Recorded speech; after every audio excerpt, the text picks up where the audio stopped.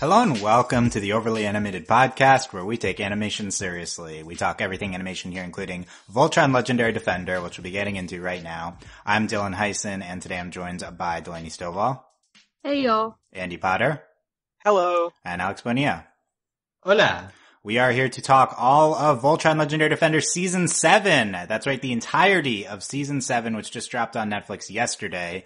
Normally we segment the coverage by episode, and we don't watch ahead, but we wanted to get full season, including finale coverage out as fast as possible, so we are going to be doing 2 podcasts just on the season as a whole. So go binge it, and then come back. Listen to this. We're going to be getting right away into spoilers for all 13 episodes of Season 7 of Voltron Legendary Defender. Find us at overlyanimated.com or search for Voltron on iTunes or overlyanimated.com/YouTube. You can subscribe there as well to not miss our Voltron coverage. We talked about Voltron every season it's been on since Season 1. And here we are as the show is starting to come to a close, but we have this Season 7 to get into. Big spoiler warning, of course, for all of Season 7. Also, I'm going to say that there's probably going to be some yelling here. So a lot of yelling. I'm going to give kind of the Ruby-ish disclaimer at the beginning where there's going to be some angry yelling. If you don't want to hear angry yelling about Voltron, maybe it's your favorite show, you just want happy discussion. There's going to be a lot of that, but we're also going to be angry about some things, or at least I am. I don't know what these people are going to say yet. I'm going to be angry. Yeah. So I'm very angry about a few things, and there's going to be some yelling, but it's okay. We like the show. Okay. Anyway. Also, progressive discussion about representation and stuff. If you can't handle that, don't get out rather than leave comments. But I don't care. Okay, let's get into, this. So we have this entire season now. We're getting into spoilers right away. Again, last chance to get out. And, this is 13 episodes. I don't expect many specifics, but Delaney, overall thoughts on season 7 of Voltron. So I did also binge season 6 because Delaney was woefully behind. And so unfortunately watching season 6 and then season 7 made me not like season 7 that much because season 6 was really good. Not to say season 7 was awful. I did enjoy it. It's just when you get to episode 4 and it's Family Feud, but like bad. Intentionally bad. It kind of just like goes downhill from there. Also, it's kind of like, so you read Harry Potter and the Deathly Hallows, and the first half of that book is the camping trip that no one cares about. And that's kind of what the first half of this season is us being in the Lions in space. And we keep doing this thing where it's like, oh no, the Lions aren't working. Oh no, we're outside of the Lions. By the power of friendship, as my girlfriend keeps telling me, we will connect to our Lions and repower them, and then we will form Voltron. Which, I understand this is a show for 7-year-olds, and that we do that every season, but we did it, every other episode this season, and it was getting on my nerves. Yeah. There's a lot of, we need to call our Lions. Yeah, that happens several times. And granted, to be fair, it was really freaking cool when they were piloting the Lions and they were on the ship and Pidge's like, we're on that ship, please don't blow us up. But other than that, I was getting really tired of this deep connection to the Lions we need to have. And I think the greatest strength of the show is our characters. Shockingly, in the beginning of the series, this was not the case. But now we're doing really great character moments. We're having really good connection between characters. And now we keep falling into this trap of we're fighting the Galra. We've been fighting the Galra forever. And we keep defeating people in the Galra the same way in giant mech battles, which, again, I understand this is Voltron. This is why we're here. We're watching giant mech battles. But, it just plays out the same way every single time. And how many times do we have to build another frickin' Voltron? Really? When the Atlas started turning into another robot, I was like, we have to leave. Looked at my girlfriend. I was like, didn't we just do this? Why do we have to do this again? So, I guess right now, we're in season 7, which is, in reality, really, season 4 or 5. And it's just, I feel like we're, granted, the show is gorgeous, and what we watched was gorgeous. There are some incredible shots of animation this season. There's just, the storm that keeps trying to kill them is pretty, and, we keep seeing these incredible shots of them with their Bayards, and, shoving their Bayards into the Bayard port, and, all that animation. Happens a lot, yeah. It's so great. It does happen a lot. And it's really great. But then we also, we've had really great character moments and incredible, storytelling and building, but then we get to, the climaxes of these episodes, and we're just fighting Galra ships. We kill something. And we make comments about it even. Like, Allura was like, we just did all this crap. Why are we still fighting? And it's like, I don't appreciate this comment when we're still fighting all this stuff. And I understand they're setting up for the next season, but dear God, can we have 10 minutes of break? But I really did like this season. I think the tail end of the season is stronger than the front half of the season. Granted, the tail end of the season is really where we get more of the repetitive fighting, like more of like, we're just going to keep fighting the Golem and keep doing this back and forth over and over. But there was, we did some really interesting things that I'm kind of like, we already had the Voltron Alliance and we had all this, but to actually be on the ground fighting this war of attrition was really interesting and fun to watch. We got some really so that's the other thing. All of the shows we cover is doing the whole Game of Thrones, like, let's introduce like 9 million characters no one cares about. And I'm not a fan of Voltron introducing a character I'm supposed to hate because they bully Keith. And then at the end, they're like, oh, he's good, we can like him. And I'm like, no, I hate Griffin, he sucks. I'm not gonna like him. Griffin, okay. I don't like him. But then, to be fair, like, the character, like, they had weird names. I didn't really understand what they were doing with them. It was cool that they were pilots. We'll get into all the new pilots. For the record, Veronica's awesome. Yeah, okay, we'll get into this. I didn't think you'd bring Griffin up in your initial thoughts, but okay. So Delaney liked the Earth stuff better and is... I figured her waiting on me to start, like, yelling about the gay, which I'll do that later. We'll get that later, yeah. So you liked Earth stuff better and a little bit tepid on the season. I really did like the flashbacks with Keith and Shiro, like, getting those moments, like... The side stuff that was going on was really annoying, but the flashbacks and stuff we've been doing have been really good. And also Corellia is my favorite. Okay. We'll maybe talk about Corellia for like 5 seconds. For 2 minutes, okay. But I want everyone to know that I love her. Okay, good. I'm in agreement there. Corellia is great. More Corellia, please. Okay. Andy, what say you about season 7 of Voltron? I'm of a little bit different opinion on like which episodes I liked more of this season than Delaney. I thought the front half, the first 6 episodes, were a lot more fun than the back 7. Episode 4's in there. What are you talking about? Okay, I'm not doing it. For some context, Andy loves the nonsense episodes. So. I do. No. I loved the Voltron show. Of course, I loved the D&D episode. Okay, the D&D episode was great. It was D&D episode's my favorite episode of the entire show, but that's besides the point. It was pretty good. The Feud is fun. But the thing is, I like the first 6 episodes more than the back 7 because that problem you were talking about, Delaney, of all the characters coming in.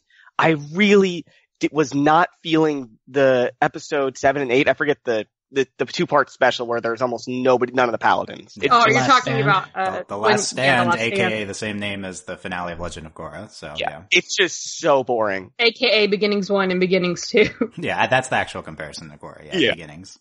But it's just really boring. I just don't care about any of them. Like, I know one of them is Matt's dad and one of them is Matt's mom, but other than that, I just do not care about any of the characters that we're seeing. I don't care about the new generation of Voltron, because that's clearly what they're being set up for. Oh, so they're not the new generation? They all went to school together. I know. They're acting like all the paladins are older than everybody else, but the paladins are younger than except Keith. Keith is like really old now. Yeah, really old, like 17. So I enjoyed some of the fights in the back 7. But that was really all I really saw is really fun in the back 7. The front 6 had a lot more interaction between the paladins, which is honestly what I come here for now, because the paladins have really great rapport. They've had 2 production seasons to really get these characters to have really great interactions with each other. It was really fun watching them. They did stumble a little bit with the usual Voltron thing of the A plot's interesting, like in the first episode of the season, but the B plot's just a little too silly. Like, I think that the shrinking subplot is funny. It just doesn't fit in with what's going on that episode. And that's just a common thing they fall into in this show. But I also would like to say this episode's amazing because it's the one with the most Kaltenecker for some reason. Dylan, I'm actually going to say I don't know why they brought up Kaltenecker so much. They didn't need to. It was a lot this season. It was a lot. I think it was actually I think Kaltenecker was in maybe 7 of the episodes, at least in name. It was. There are a few shots of him too on the when the ships were stashed on a Jupiter moon. Yeah. Kaltenecker appears in a season finale. Aren't you proud? No, I'm not. Well, okay. Anyway, Andy. Yes. Overall, though. Yeah. Overall, I think I liked it. It's just I really wish The Last Stand didn't exist. I don't think we would have lost anything from the season if those 2 episodes were just non-existent. Interesting. they didn't teach me anything. I didn't learn anything I couldn't have learned from like a minute or two of exposition during a different episode. Are you frequently taught things by Voltron as an educational show? Well, Melinda, what do you learn? Yeah. Okay. Well, maybe we'll get some different takes on that. Well, I learned what a white hole is. Yeah, I'm sure that's who knows what's a thing and what's not a thing with the Sorry. show. One last thing, Dylan. Yes. They did the most stupid thing physics-wise this season. Okay, and that Shiro and Sendak had a fight on a ship falling through the atmosphere with no helmets on and almost no suit. Oh, and my girlfriend was yelling about that the entire time that was going on. I was like, he's a clone. He's not real. He probably doesn't need to breathe. And also, earlier in the season, Crowley is fighting some Galwar person on top of a lion while the lion is flying through a cave. How are they standing on the ship while they're doing these fights? Physics doesn't matter. It just doesn't. But at least that one made like fight scene sense. This one just doesn't make sense in any way. Yeah. Okay, rule of cool, but yeah. Anyway. Yeah. Okay, so Alex, you on Voltron season 7? Where are you here? I'm in a similar place to Andy. I think that also I appreciate the character interactions, and I think the first half of the season had more of that than the second half. So I appreciate the first half of the season more. And when I think back on after watching this entire season, the stuff I remember is the little stuff like the Keith Shiro interaction from the flashback. There's a great scene of Hunk having a conversation with Keith right after everyone met their families and Hunk hasn't found his and he's all flustered about it. I really love that scene. Probably the one that stuck out the most of that whole Earth stuff. There's some like Lance Page stuff in the first half that is also kind of okay. So just like all in all, I like those little scenes between the paladins. The story itself is not compelling enough. I think that once we were coming off of Lotor, right? Lotor was the villain that we had fallen in love with, and he got a climax, so it was maybe some of us agree with it, some don't, but like it was a climax for sure. So like going back to Sendak, who's like just classic Galra, like got straight ahead, I have one mission, do that mission. So it's a much more boring villain to deal with. And you're trying to add in all this Earth stuff to like spice it up. Like, oh, okay, it's our planet that's being attacked. But as we've dealt with other science fiction shows, if we barely spend time on Earth, then why do we care about Earth? Just because the characters are from Earth, that's not usually enough. And they try to get around that by dedicating those Last Stand episodes to like what's been going on Earth while the Paladins have been gone. So they try to do that, but it doesn't totally work because all we have to really hang on to is Pidge's dad and his family, and we also like tie in Lance's sister in the middle of there too. But otherwise, they're all new characters, so you're being thrown a lot of stuff to accept it very quickly in order to buy into the storyline. And just watching the Earth scenes themselves, it kind of felt like I was watching some young adults movie, like in Insurgent or something like that. Or like it just felt a totally different tone than the show I'm usually watching, where they're walking through abandoned city ruins here. So season 7 is.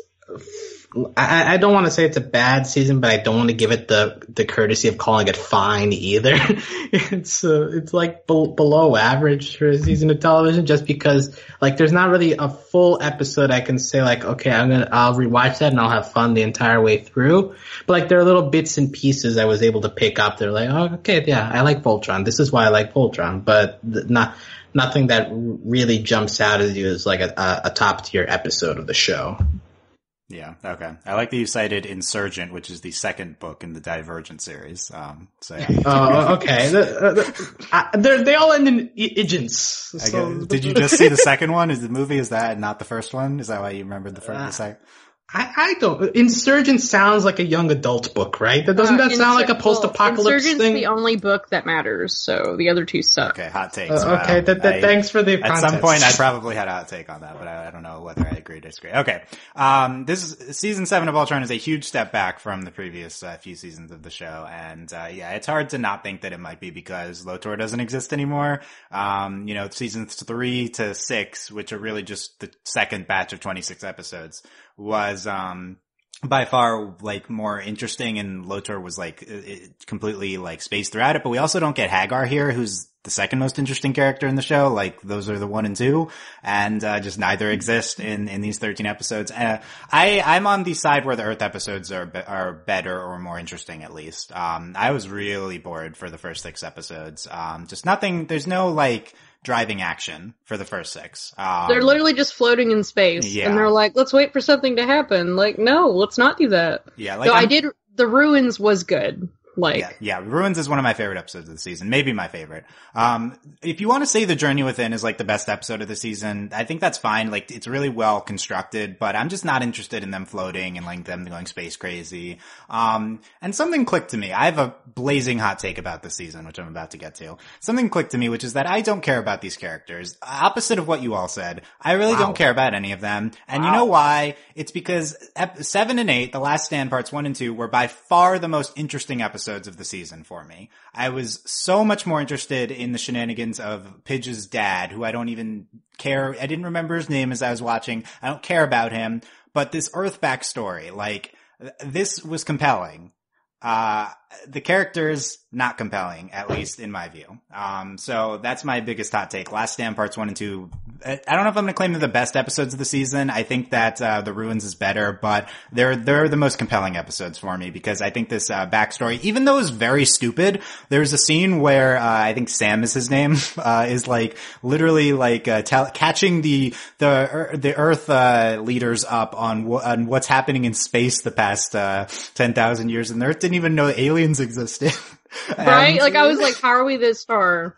It's so dumb. And at one point he's like, there are 5 mechanical lions, and they form to combine. This, like, and like, keep calling it the super weapon. I'm like, it's a giant fighting robot. No, the bigger part is that no one in the room really questions it. They're all like, whoa. yeah, they're all like, okay.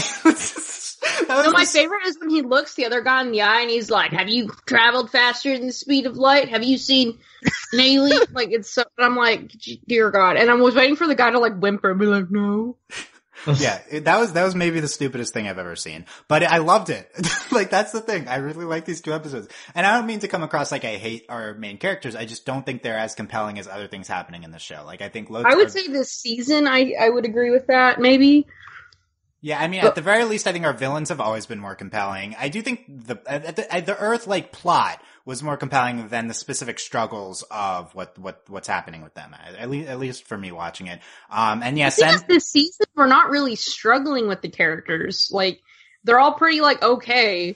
And then other than, like, they keep doing the Allura Lance thing. And then, of course, they're sad about their families. But the only thing we really deal with there is Hunk.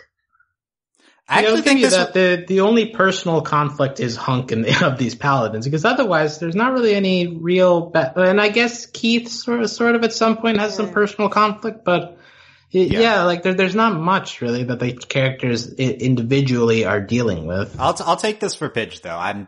Pidge's personal conflict usually results in Pidge being a lot less sympathetic, so I'm fine with happy Pidge this season. Yeah.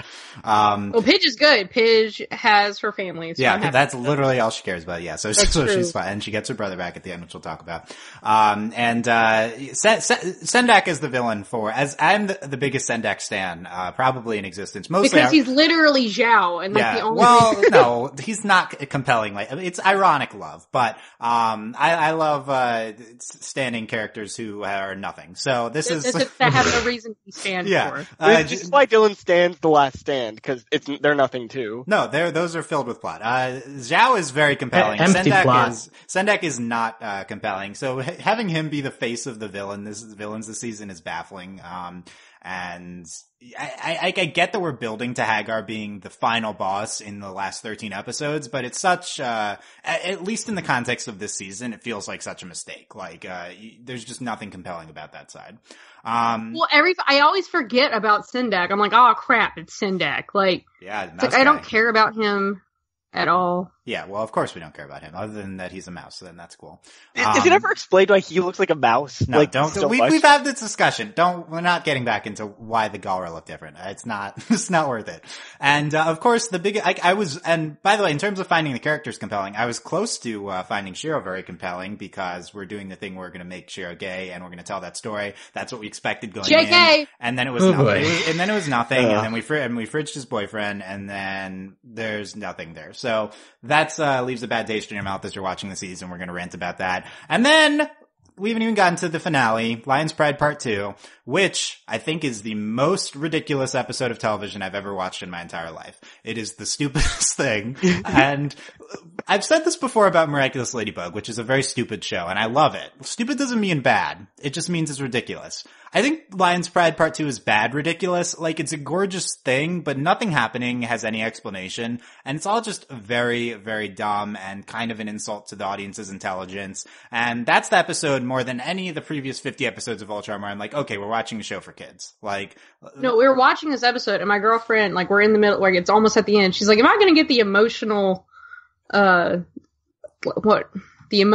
like, response that I want? Am I gonna get the emotional, like, catharsis that I need right now? No. And we're watching the robots fight. She's like, cause it pops down and she's like, why? Are we gonna get an answer? And I'm like, no.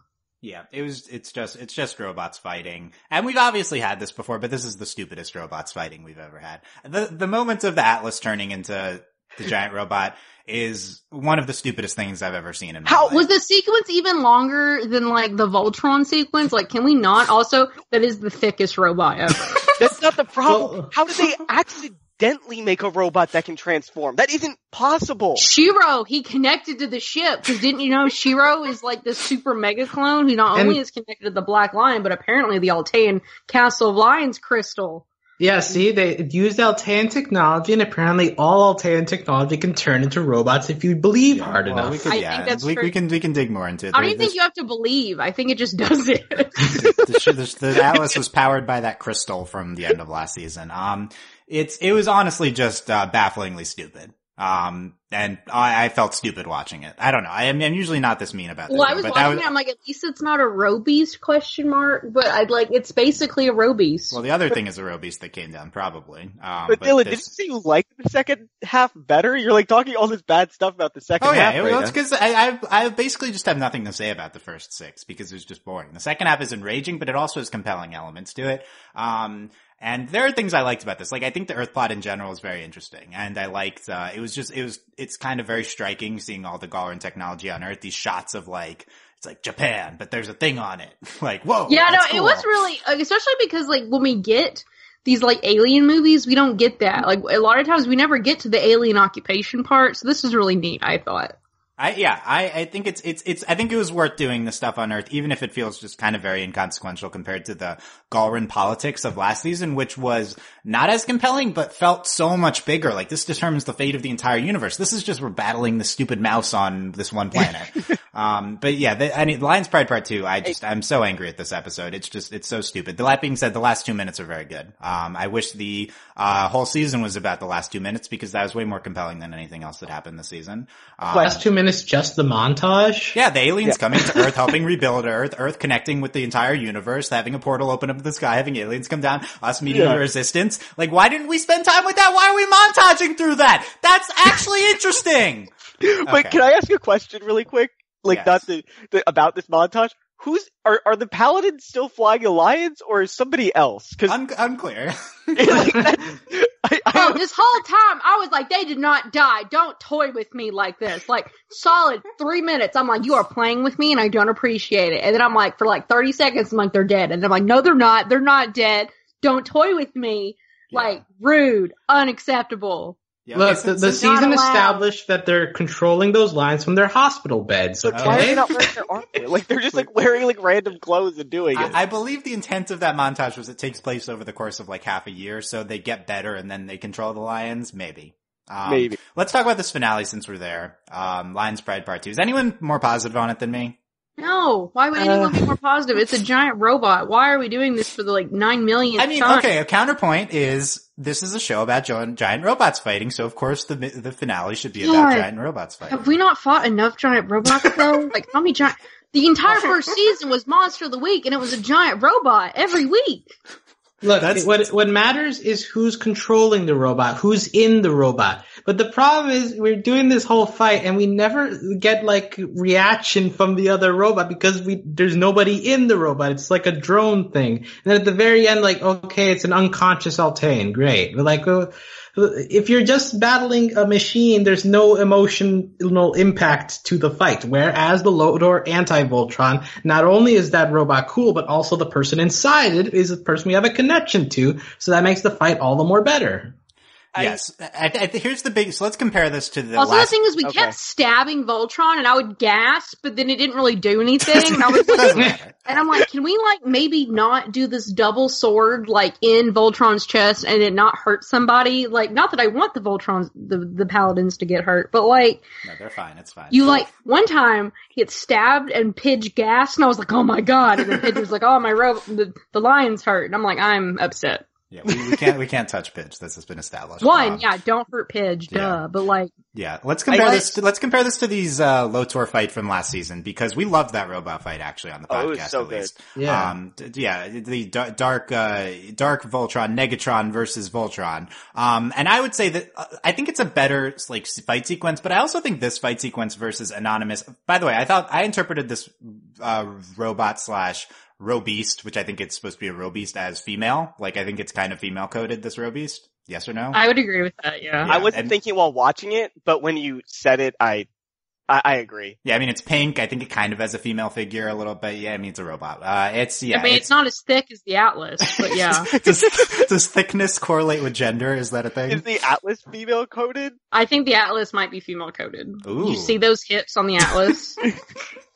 The Atlas was so big and it doesn't do anything. Okay, we'll come back to that. We'll come back to that. But yeah, this fight against this Robeast is, I think it's really well choreographed at times. We got some incredible shots. There's this one part that goes in slow-mo. There's all these it's really uniquely. But they pull all those tricks in the Lotor fight too. Right. Well, that's one of the problems is we've seen it before. It's cool and that's the thing. Voltron's so pretty. They could have Lance's cow poop, and I'm sure it would look awesome. And wow, did you not say his name? It's Bessie. Was it Bessie? What's its name? It's Bessie. It's Bessie. Yeah. Don't worry about it. Anyway, and so I'm watching. It's great. Everything, the fight's gorgeous. All the fights are gorgeous, but it's why are we doing it? Yeah. That's I think so. I think this fight is well choreographed. I don't think it's as good of a fight sequence as the Lotor one, but it's still. Well, that one was Lotor was teleporting every 30 seconds. So we also had a teleport once to fight. I don't think that's the problem. Is that it was badly choreographed. I think the problem is that we don't see Lotor at the other side, and we don't care. We don't know or care about who we're fighting here. And the mystery doesn't work well, especially since I understand what they're going for. We're trying to set up the next season, and that'd be cool if we had maybe had at least 5 minutes of breathing room between defeating Sindak and fight. But no, Sindak's dead, and we're yay! And there's a comet, and we're what the heck is going on? No, you can't do that. It doesn't work. It would have been cool to have a fight with some mystery behind it if it didn't happen at this exact moment where we're can we just take a nap? So there's a lot, yeah. This is another big problem. It happens immediately after the actual climax of the season. Which is, if they had put this at the end, let's say we rebuild Earth and we do all this stuff, and they're we're chilling, hanging out, and we're what's that? That would have been okay. But no, we did it right after. That doesn't make any sense. Yeah, it happens immediately after. It's called part 2 of this 2 parts which don't connect other than that they happen right after another. But the biggest problem is it's not a climax to the season. It's completely independent. This thing that comes down has nothing to do with anything. Maybe it does, and we'll learn that it does. But yeah, it's just baffling to me that we would have this, our climactic robot fight of the season. And granted, they think of them as 26 episodes, so this is the mid-season finale. That we'd have our climactic fight against an anonymous robot, and we never clarify it. That's the biggest weak point of the episode. Also, is the Komar the one they fought on Balmera? That's what they said. It's draining it like the Komar. I don't remember the Komar. What's the Komar? Didn't we cover this territory in the Feud? We don't remember things. That's what we're lampshading in that episode. Yeah, like I was like, I don't know. We don't have people we meet. We're lucky I remember that Hunk has a Balmerian girlfriend, okay? Like, I don't know. Can't forget about Shay. Shay is iconic, but... Well, Shay is iconic, but like, I don't know. And they're like, and then they kept name dropping Balmerian. It's like, that's the only planet I remember its name. Yeah, that's the most relevant planet because that's where all of their power sources come from, apparently. They said Komar like 3 times though. And like, I honestly don't remember it. It's like, if you say it louder, I'm still not going to understand what you're talking about. Yeah. This Lion's Pride Part 2, if you look at the actual words, it's one of those finales where if you look at the dialogue that's being said, there's nothing remotely interesting about the words that are appearing. But this is kind of just how finales are written. They let the action show for it, you know, it's very underwritten on purpose. But there needed to be any sort of plot driving what's happening here because Voltron's just fighting some random thing. And I thought the female Robeast was awesome. I liked that she was absorbing the quintessence from them. I liked that she's firing my lasers from her like chest, and that was cool. But I needed to know that Hagar was behind this. Like, and I the needed lasers had the great sound. Vatu type sound. Yeah. I needed to see Hagar controlling this robot because it's definitely Hagar. So why couldn't we just see her doing it? That would have helped this episode a lot. I think this episode just would have been helped if they had just aired it with the next season. Like, I think this season would have been fine if they just ended it with like that thing coming towards Earth and they're like, oh no, and then the season just ends. Cause I didn't need this. I get that, but also it's called Lion's Pride Part 2. It's meant to be, it's meant to, well, okay, yeah, but something different. Point being, this isn't Netflix, it's the writers, because it's called Lion's Pride Part 2. Because also, let's note, they tag along the reconstruction of Earth to this part, not to part 1. They could just made that its own episode. Yeah, this is clearly supposed to be the mid-season finale. Like, they have it's the climax, and then they have the falling action at the end with them. Yeah, it's what it's I think this is a writing complaint, not a production. Oh yeah. This episode just had nothing, like, on the page. And I get the temptation to do that in your giant robots fighting show, and we've done this in previous finales and it's worked better. But I really just didn't find anything behind the Robies. Did other people? We have this was just the moment that I didn't think we would ever have a worse of Dylan's favorite thing ever, a Deus Ex Machina of worse than Aang being like, I can spirit bend, and now here we are. The giant ship they just built 10 minutes ago turns into a robot, and I was like, I need to leave right now. It's a literal machina. Yeah, literally. Okay. I don't know if that's that word. Oh, I guess it means that. The biggest thing for me was that it came down to the planet. I'm like, it's enormous. I know, it's so big. Why?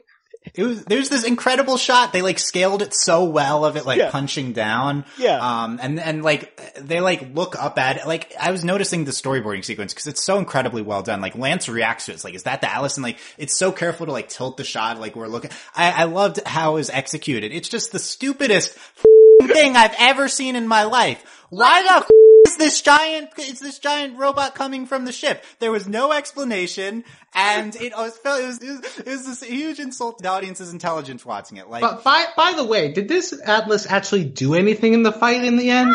No, it doesn't. It didn't, right? No. He stood there and was like, I'm big. That's all it did. Yeah, so what even is the point? Jesus, why do we have to have this giant freaking robot?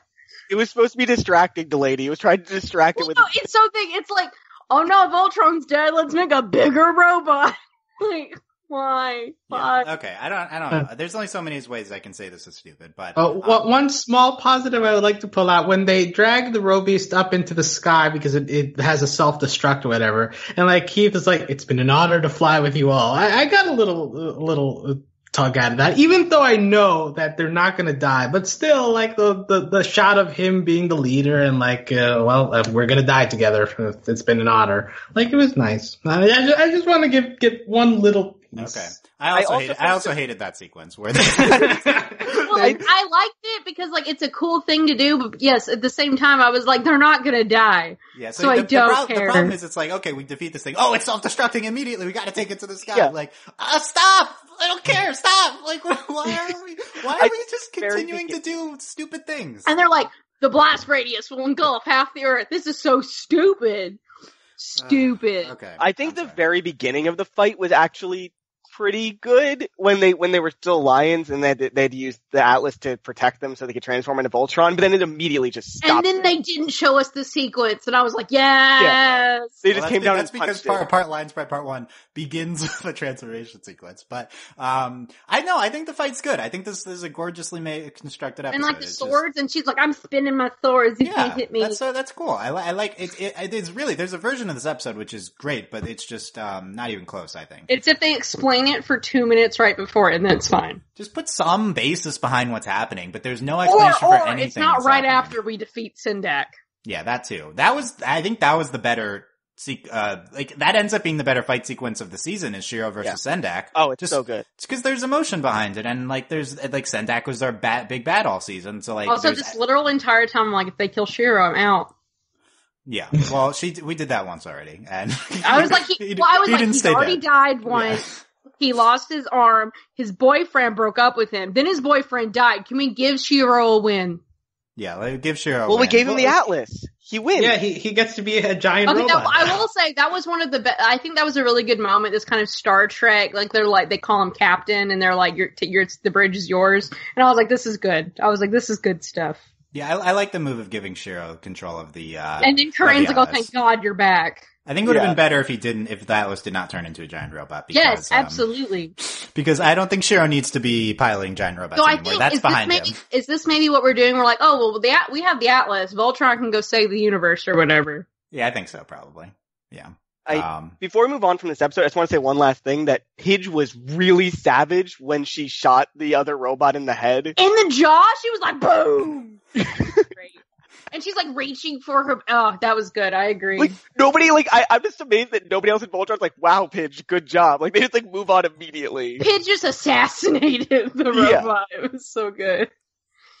Yeah, there's good stuff. We had new, swords and stuff. We had a few Bayard moments, like Delaney mentioned, but yeah. Oh man, we got 2 swords. Was Pidge's gun new?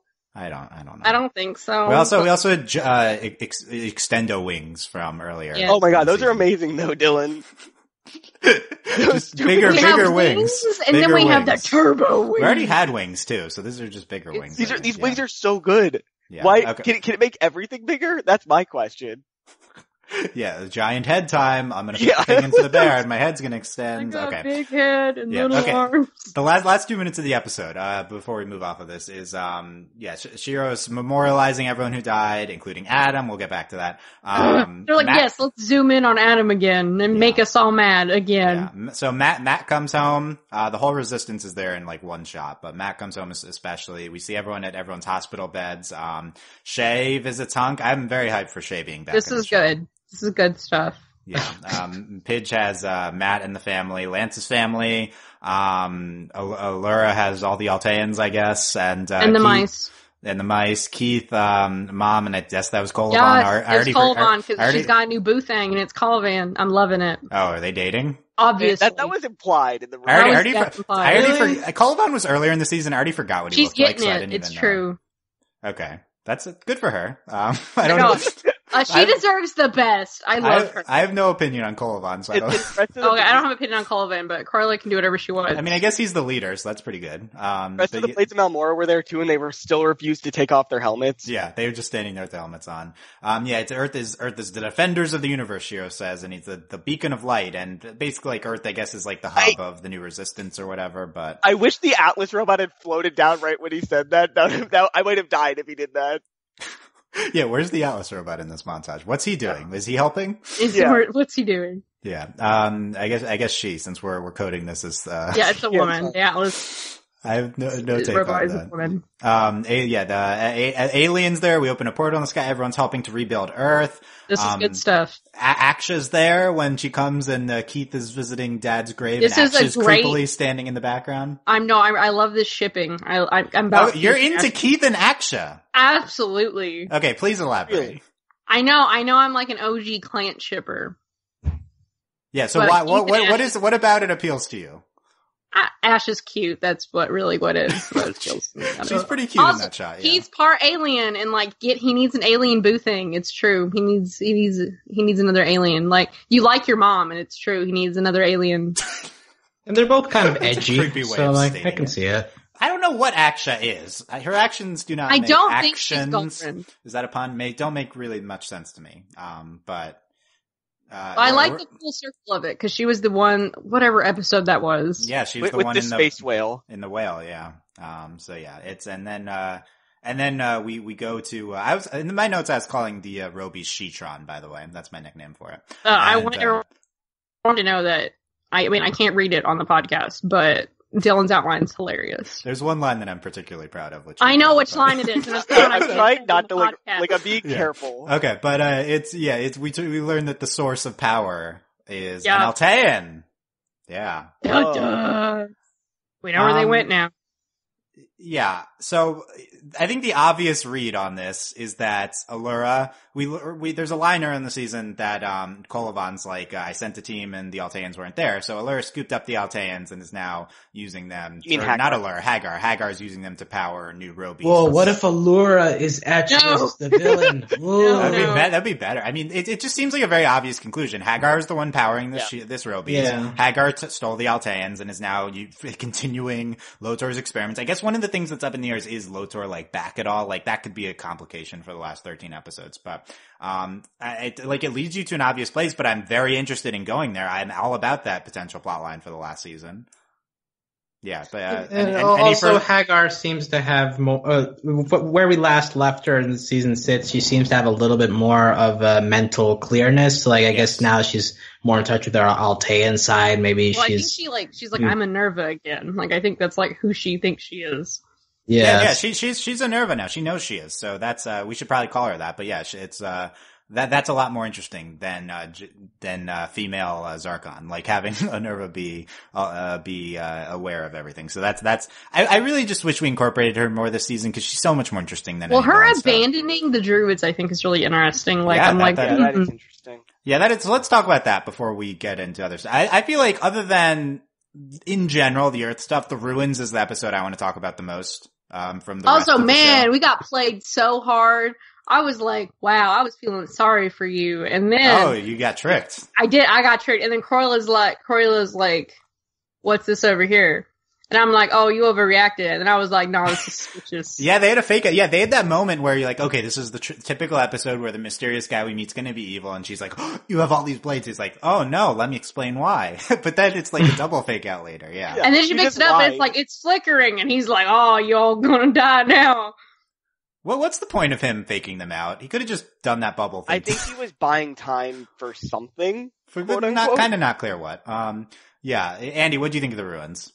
I really liked it. I liked the fight scene especially. It was really cool. I mean, we haven't even talked about it, Dylan, but Space Wolf, amazing. He's the best. Space Wolf this season is so good. Space Wolf is too OP. Please nerf. No, don't nerf. He's amazing. Don't nerf. He's the best. Also, like, I really love that Keith's like, when he's ready, he'll tell me his name. I'm like, what is the dumbest person? No, I am with you, Keith. I am not calling this Wolf Cosmo. This is, I think Cosmo is a great name for him. Cosmo is a dumb name. I legitimately think, Delaney, that's the best line of the entire season. It's just like no one reacts to it at all. No, Keith, like I'm waiting, like it's just Keith is so pure. Like Keith, what are you doing? And he's like, when he's ready, he'll tell me his name, and I'm like, you were so stupid, Keith. It's a animal. What? It doesn't talk. What are you talking about? Like I'm just granted. I think the best thing in the entire season is the Cosmic Wolf. Like, it's so good. He's really good. We don't use him enough in the end. Also, I was afraid literally, like, the majority of the season that something bad was going to happen to him. And I'm like, if they kill the wolf, I'm done. I was also like, if they kill Corolla, I'm done. Yeah. It can't. Like in the second episode, he's like teleporting and he gets hurt in Pidge's ship or whatever. And I was like, oh no, he's whimpering. I was like, no. It's too early for this. Speaking of, did Keith just not tell them the wolf can teleport? Because it seemed like they were surprised by the wolf teleporting. That seems like something I would tell everybody if I had a teleporting wolf. But he's Keith. He doesn't tell anybody anything. That's true. My only complaint about Cosmic Wolf / Space Wolf hashtag Wolf Watch is that he's reduced to a teleportation device later in the season. Yeah. He's just an apparator basically. Like that's all we do with him. Which is pretty OP, so I understand why we'd use him like that. But Space Wolf can do other cool things. But He's so anyway, Mike? Oh, I would like the show to tell me which one you can do. You can attack people. He probably has other cool space powers. Let's do that. Probably. And he's really smart. yeah, he's smarter. He's low key smarter than most of the paladins. Oh, he's smarter than Lance, yeah. For Well, sure. That's the duh. joke we should make. Well, yeah. But anyways, The I like the this dumb episode, one. Dylan. The dumb one. Yeah, the fight with the, first of all, I love the, druids, and, Yes. one of the best episodes of early Voltron. When he's is like, your hand got better, and I was like, yeah, oh the my one god. that episode we reference here is one of the best early Voltron episodes. The druids are so interesting. We never use them that much. And, the teeth like teleports all around. It was a great fight sequence. This whole episode, it was just so cohesive. Also, he was so creepy and terrifying. It was great. Yeah. This fight felt the most like an Avatar fight. Because it just did. I don't know what it was. The flow of it was really good. There was, I don't know, there was a lot of hand-to-hand stuff going on, and there was a lot of interaction between everyone during the fights. It just felt very Avatar to me. It just had that feeling. Oh, and the slow-mo. The slow-mo was very much like that. I was just really engaged this episode, and, it's like one storyline. He It's an made up interesting this whole storyline. story, and I was like, wow. He'd be a good DM. He would be a good agree. Well, yeah, I actually think that, he told partly the truth of the battle on the plains. He's just from the wrong side. I think, right, I guess, isn't that the implication? That most things he said were true? Well, Although I don't think remember. the actual battle thing was a lie.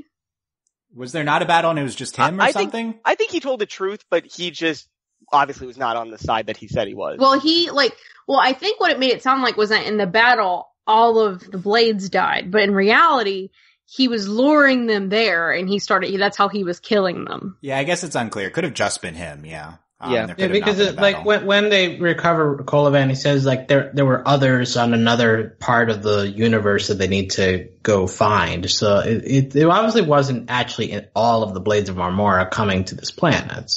Just like most of them, I guess. Just most of them. But I think Voltron is really good with backstory. I think that's one of the things the show is best at. And this episode had a great backstory sequence. It's why I think that Last Stand parts 1 and 2 are the most compelling episodes of the season. It's just all backstory. I think that this is, cause it lets the show just be, I don't know, I feel like the show struggles with its characters, honestly, and finding, not that they're bad, but finding things to do with them and framing things through our characters. I feel like we struggle with that sometimes. So if you just have a blank slate, if we can just objectively tell this thing, then that's a lot easier. Or we can just shape this character of Pidge's dad, who barely is a person, around telling the story, then it could be more successful. Although also this episode at the end when Crowley decides to stay behind to help rebuild the Blades of Marmora, and we have this sequence between her and Keith. So I'm sorry, I have to say I'm not saying goodbye again. We're gonna see each other soon. I love you too, Mom. That was all very nice. Mom, I was like, ow, my chest. Yeah. Big moment calling her mom. Yeah. It was good. And the other plot thing, Hagar forsaking the druids in this, that's gonna be relevant, I guess, but we'll see why she did that, to come. That's interesting. That, she's going solo here. Does she have anyone with her? Potentially Lotor? I don't know. We'll see. So, let's talk episode 1, because let's talk about, Shiro and Adam. So this is our vehicle into that discussion. So I think Andy in his, initial thoughts already covered all I want to say about them being tiny, so we don't need to get back to that anymore. Good. I liked that there was a lot of Rommel there. That's all. Yeah, I but liked. she's good. Nothing ever again. The only instance of Rommel this entire season. Really. Yeah, can we do more with Rommel? Well, first, before you move on, Dylan, I just want to say, are all Altaian women just really strong? Because Rommel can punch. No, we talked about all Altains are strong. No, but Karan isn't. Well, he's Karan. Okay. Could just be a Korean thing. Yeah, Karan is kind of jacked. That time they has to fix up the ship, and he's hanging by Rommel punched somebody and he flew 10 feet. It was amazing. Okay, I don't remember that, but I like the. Because they're in the ship, and so Rommel has to go down, and she just drop kicks this dude. Yeah, and he just goes flying. And then that was actually the second episode, right? Okay, so Rommel had more than one, I guess. Yeah, no, and then she ripped something out of the engine. She was it was broken, and she just ripped a whole piece of the engine off. Well, because the mouth was jammed, so she ripped it open, and she was open the mouth, and he just died. Yeah, I didn't know the mouths could get jammed. That was episode 2 anyway. Okay, so we meet, Adam here. So other than this, we get some awesome Shiro and Keith backstory, which was definitely the highlight of the episode. This was so good. I was like, I fell in love with Shiro again. I was like, he's so good. What a good dude Shiro is. Yeah, it was great. Too bad he doesn't do that much outside of that, I guess, this season. But, so backstory.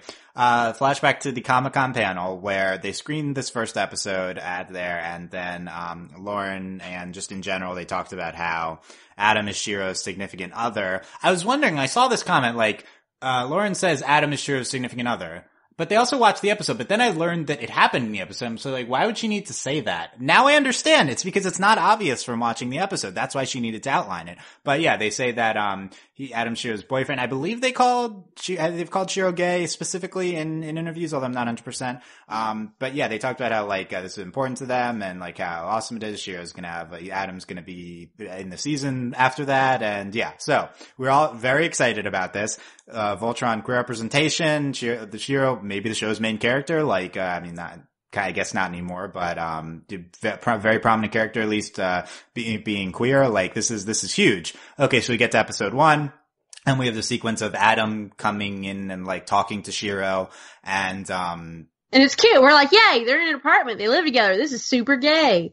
Yeah. And then that's it though, and then, she was like, Adam and I, like, he's like referring to like both of them. Like, you can tell it's like knowing that this is Shiro's significant other, it like makes sense. But it's also like, okay, really? This is all we're doing? I guess we could save it for later in the season. But then we, eventually learn that Adam has died. Well, okay, first we have to go with, so we're like, yay, Shiro's gay. Shiro has a boyfriend. Boyfriend dumps him before the series even starts. I feel like that wasn't, it was he's going to space. Like, you can't stop leaving me for like years to go to space. Well, no, but it was just like Adam was like, I'm done with you, and they break up, and then he dies. Like, this isn't just like, kill your gays. This is also like, you're not even like, we're gonna break you up, then kill you, and make it even worse. Yeah, I guess for me that was like ambiguous like everything else with that happened, but yeah. No, to me I was like, wow. Like, me and my girlfriend were like, wow, I can't believe you did that. Like, oh, you're gay, but we're gonna break you up and it's gonna be sad right now. And then it was like, great, they're dead. Yeah, and I think if it's leading to like a happy reunion in the present, then that's, yeah, exactly. I was like, oh, cool. And then no, we get to like episode whatever, and it's like, if you send those fighters, and then I'm like, great, it's Adam. Awesome. Yeah, so there's the sequence in episode 7 where we send or 8 or something where we send the fighters, and we focus on this one guy, and then they all die. And I didn't realize this was Adam when I was watching. Wow, I did. It even said Adam on the screen, dude. Yeah, I didn't realize. Wait, that was Adam? That was Adam. That we saw him die on screen. Watched him die. Wait. Right? I know Andy and Alex also did not know this. So How did they not call it out? Didn't we only see their picture on the wall? Like, yeah. But no, we kept watching him. Like, we watched him die. Yeah. Really? It might. They stayed on. I'm telling y'all. So we watch him get in his ship. I remember this, but and we focus on him the entire time, and we watch him blow up. Yeah. But nobody is recognizable in any of the outfits they wear in this show. Once you put on a helmet, everybody looks the same. Adam's not a character who we were familiar with, so this this completely passed me by the first time, and the only, like, I saw his light going out, like, when Shiro gets to him or something, like, and sees that Adam's, like, dead, or, like, that's the first time I realized that Adam was dead. In episode 9, it took me until episode 9, yeah, when Shiro got back. I didn't know before then. But yeah, it happens in the flashback that Adam literally dies in those episodes on screen, but it's very not clear, at least to me and some other people. Well, I recognized him because he's the only person wearing glasses like that. Okay, Yeah. that's a good point. Yeah, but, I was like, okay, why are we, I thought, like, we're focusing on this guy, and is one of these pilots that's being sent out to die by the evil admiral, but, no, I know, that was unclear. I think that was, at least from my perspective, was poorly done, if we're supposed to realize that's Adam, because it wasn't clear. But yeah, he's dead, Shiro comes back and he's dead. And then that's it. And then in the finale, we say, Shiro's memorializing people who've died, and, we focus on Adam a little bit. So that's the extent of queer representation. In Voltron, thank you. Yeah. So Delaney, what was your reaction watching the season? What did you think was going to happen going in? What was your reactions to what's happening on screen? Okay, so, they make a big deal. They're like, yeah, Shiro's gay. And I'm like, yeah! I'm hyped. This is great. Watching it. I've told my girlfriend about it. I told Ty at work about it, and now I feel like a horrible person. Now I gotta go back to work, and Ty's gonna be like, you lied to me. But, so, great. And I'm watching it. And then I'm like, really? They just broke up? Are you serious? Rude. And my girlfriend's like, is that it? And I'm like, guess so. Then we keep watching it. And they just kill him. They're just like, bye, Felicia, you're dead now. What? This is nonsense. This is even worse than Bury Your Gays. It's like, we didn't even get to have the gays. They were like, look, you get to have, it's just awful. It's like, basically this is the equivalent of being like, yeah, it's like, oh yeah, Shiro's gay, but it doesn't really matter because it's not really a thing. It's fine, if they were just like, Shiro's gay, and maybe he said something about it one time, it wouldn't be that great, but it'd be like, cool, Shiro's gay. But the fact is they made a giant deal about it, talking about how important it is to them and all this representation and stuff, and then the representation is literally the equivalent of a minute. Yeah. And none of it is good. They break up, they kill him, and they keep being like, we also get to watch him die on screen, and I'm like, this is really awful for, a queer person to watch after also having this experience of them hyping it up and being like, yeah, we got queer representation in Voltron now.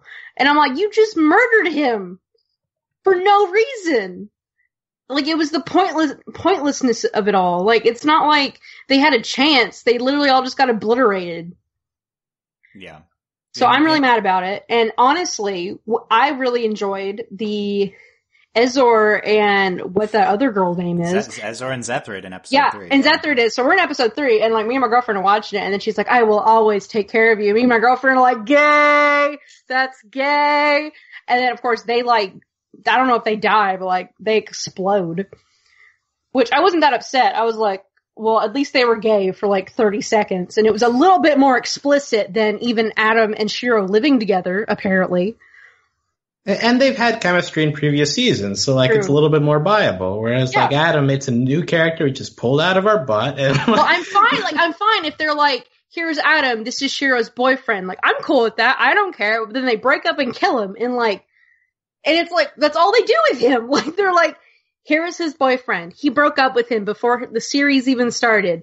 Now we're in episode 7, and they kill him. And Shiro comes home from being gone for 9 million years and being a clone, and this isn't even actually Shiro, it's Shiro and a Shiro clone, and all this crap, and Shiro apparently had cancer or whatever, and it's Shiro's life sucks so bad. Yeah. And it's oh, and your boyfriend died who broke up with you, and y'all could have gotten back together, but no. Yeah. So I'm Delaney, mad. Y'all couldn't tell? I'm pissed. Yeah, we're mad. So first of all, the fandom's going nuts about this, and I think, which always happens with this show because it's a terrible fandom, but I think rightly so in this case. Delaney, I think this is the worst on-screen representation or attempt at representation I've ever seen in my life. This season. You can't Ruby is Ruby. So last season, Ruby tried having representation and it was flawed, but I think it was a million times better than this. Yes, because they were there's gonna be some gay. And then the gay was she was a bad, it was a villain. And then she turned good, and there's she made her feelings clear, yes. And she was a prominent character. It was fine. It fell into some bad tropes, but it was a fine first attempt. It could have been better. Yes. This show, and first of all, big caveat, I'm going to get into this in a second, is every animated show and in media in general, but especially animation is prone to this, is it has severe network executive level censorship. And that 100% is what's going on here. So we're not saying that this is the people who are making the show's fault. Let's be clear. But I just want to stay on screen at least to start this discussion where, we introduced any representation isn't good representation. We can't just be they're gay, and then it's J.K. Rowling, Dumbledore's gay, but it never happens, and they're not even making you gay in the movies, so does it even matter? I think this is like that, because yes, I don't think it's clear that Shiro is gay on the show, and that's the biggest problem here, is that, Adam is not presented as as a romantic partner. He's presented as some sort of partner, some sort of important person to Shiro's life. If you're watching it, and you're just watching it, and you don't a normal, I would say normal, a person who does not care and literally needs it spelled out for them because the people who watch Steven Universe and are Pearl's not gay, okay. So you're watching the show and you're like, they're just best friends. That's sad. Shiro's best friend Adam died. That's what you're gonna get watching that show. For once, those idiots, like, are reasonable. Like, the is. people who try to, like, erase on-screen queer representation, because there's just no indication that they're together. I mean, I think that and so, like, okay, this is the result of censorship, but, like, what ultimately happens on the show is it's not clear that Shiro is gay moving forward. He has not talked about it. It's not clear that he was with Adam romantically. Of course, Adam dies immediately. Shiro has died in the past, not that that's necessarily fridging, but Adam is clearly fridged. We also introduced this plot of Ezra and Zethrid being romantic in episode 3. Which I do think is way more clearly romantic. She, like, gets in her face, is, like, in her lap, and is like, I will always take care of you. And I was like, this is some good gay shit right here. Yeah, it was awesome. And then they die too! I know! They also died. They fridged 3 out of 4 gays that have ever appeared in the show this season. Immediately. They fridged 4 gays, Dylan. And then Shiro has also died before, so 4 out of 4 gays. This is like the 3rd time Shiro's died. 4 have died. But it's that, so Ezra and Zethrid, it's not that, but, like, okay, they're villains. It was worth it. Like, if they have to die, and it was ambiguous. Like, they get ejected from the show. I don't remember what happens in episode 3. But it, like, explodes and they just leave. Like, we don't know what happened. Yeah, like, they got a bond. My reaction was, did they die? They did. It was very Jet, but you know, less clear. But so it's possible they're not dead. But the implication to a lot of people is that they're dead. So that's like, okay, I'll take it because, you know, they're villains, but we got to see them. And they were gonna torture Pidge, which is unforgivable. Like whatever. But then that in conjunction with Adam dying too, it comes across so terribly. It's just the fact that it's like, they made such a big deal about it. And they were like, this is the same, we had the same thing with Ruby. Like, Ruby was like, we're gonna have gay stuff, and it was like 12 seasons later. But here we are, and it's like, oh great, we're gonna have some gay representation. We're like, oh my god, it's Shiro, Shiro's gay. People made fan art, everyone got excited, his name's Adam, this is good. Then it's like, nope, JK, he dies in 2 minutes. Yeah. You can't do that. I think the difference between this and Ruby, they always just got asked this question, and they're like, yeah, we'll have gay. They said it. They were like, guess what, guys? Right. We're giving you this, we're telling you this, you didn't ask. Right. They showed the episodes. That's why Lauren talked about this, and both of them. And then they gave this, like, really extensive interview to Entertainment Weekly about the struggles to get queer representation on screen. It was incredible. It was an incredible interview. There are some incredible quotes. Like, I recommend reading that perspective. But that's like the thing that precedes, like, actually having queer representation on screen. Like, that's the thing. I don't think this was actually queer representation. Like, nothing happened. So I don't think they actually did get queer representation onto the screen.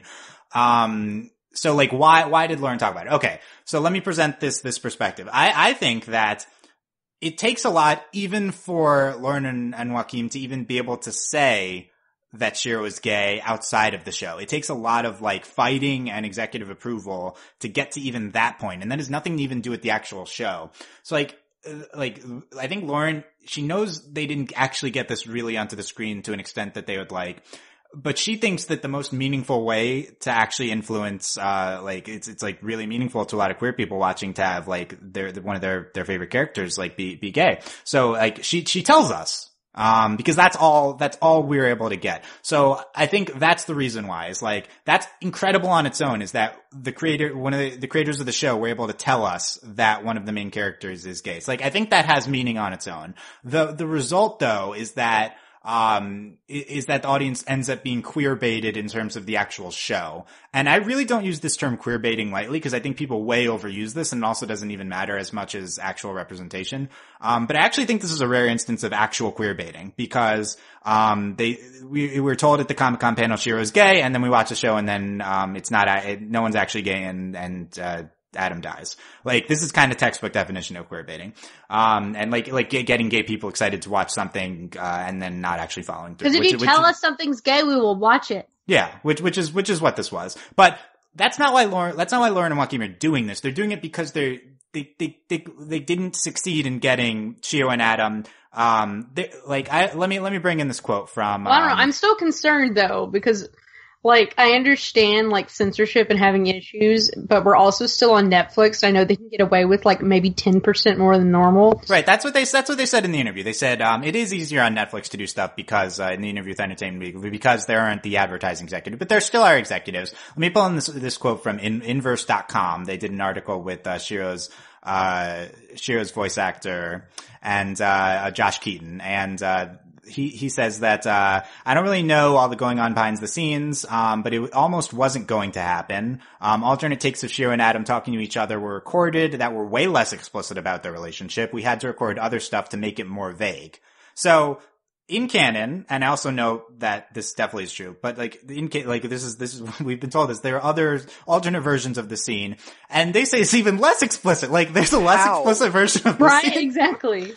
Well, like the one line that sticks bro every other sentence. Yeah, like the one line that sticks out is like, Takashi, how important am I to you? And like, right. if you decide to go, don't expect me to be here when I get back. I think that those are the two lines that are left in that are like important. And like, if you took those out, you could make it even more. Well, and then he's like, "Well, I'm not going to be here when you get back." Yeah, like at least that like kind of is hinting at it. So, but we have it in factual article form stated that there are all the alternate versions of this. This scene was definitely supposed to be way more gay. Let's make that clear. Like, this is not I'm not going to say fault because that's a subjective word. Don't think that, you know, people writing and making the scene and everyone involved in the show didn't want the scene to be more gay. Of course they did. Like, this scene probably had a kiss in it. The scene probably had them saying how much they love each other. It probably had at least them touching. They don't even, like, come close to even walking close to each other. It had that and more. I guarantee you. The thing that happens is that evil network executives and evil executives of all forms, and let's be clear, the show is made by DreamWorks. I believe those are the people that are censoring this. Yes. Although Netflix also could have. I don't think I Netflix doubt cares Netflix as much. but Netflix also could censor this though. Netflix is not perfect. They're a giant corporation as well. All giant corporations could censor stuff. But the production company is DreamWorks. DreamWorks owned by like NBC. Like this is, ultimately owned by one of like Comcast. Owned by like one of the 5 companies that owns all pieces of media. So, like what happens is they try to do this. Like network execs tell them no, then they say no, let's do this and let's explain and here's why, and then they say no, and then they go back and forth a million times and they spend a significant amount of time trying to fight for this, and like the network exec want the scene to not even happen, to Adam not exist, and what they ultimately get as their quote unquote compromise is what we have on the screen here. Even though their version probably has them kissing and saying they love each other and stuff, this is like all we can get from them. And it's not anyone who created the show's fault. They really tried, I guarantee. This happens in, not only is this doesn't just happen in Voltron. This is every single show in existence that you watch. This happens. This is an endemic of queer censorship that's happening across. Legend of Korra got like kicked off Right. TV.